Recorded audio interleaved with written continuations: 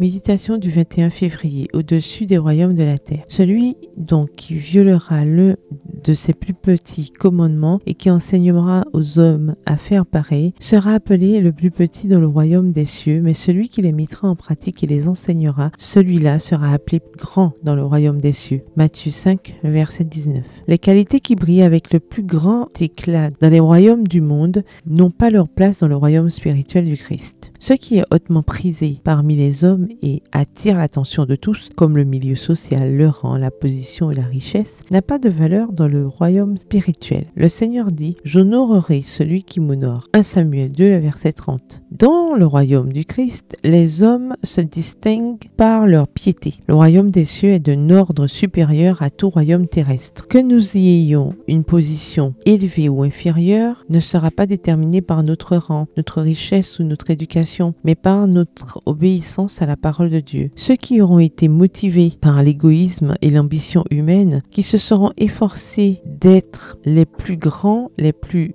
importants, au-dessus de toute confession de faute ou d'erreur, n'auront pas de place dans le royaume de Dieu. La question de savoir si les humains seront honorés en tant que membres de la famille royale de Dieu dépendra de la manière dont ils supporteront l'épreuve que Dieu leur a imposée dans cette vie. Ceux qui n'auront pas renoncé à eux-mêmes, qui n'auront pas manifesté de sympathie pour les malheurs d'autrui, qui n'auront pas cultivé les précieux attributs de l'amour, ni fait preuve de patience et de douceur, ne seront pas changés lorsque le Christ reviendra. Notre caractère aujourd'hui détermine notre destinée future. Nous jouirons du bonheur céleste si nous nous conformons à la volonté de Dieu. Si les hommes deviennent membres de la famille royale dans le ciel, c'est parce que le royaume céleste aura commencé sur la terre à travers eux. Les Juifs auront précieusement conservé en eux les pensées du Christ et lorsque retentira l'appel « Monte mon enfant », ils emporteront avec eux dans les cours célestes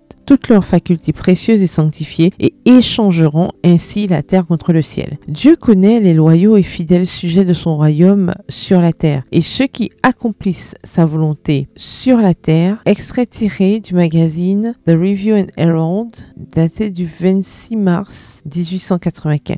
Bonne soirée, que l'Éternel vous bénisse.